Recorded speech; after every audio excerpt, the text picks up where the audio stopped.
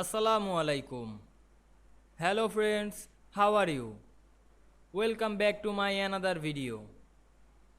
In this video, I am going to show you how to increase indent in word shortcut key. Let's get started. At first, we have to open a Word document. Then we write some text in this document.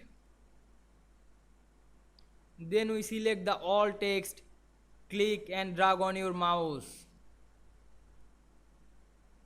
Then we press on your keyboard Alt, then press H, then press AI.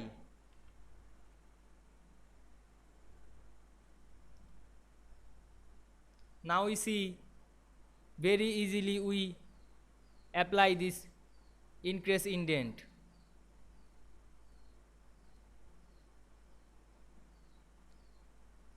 I hope you enjoy this video.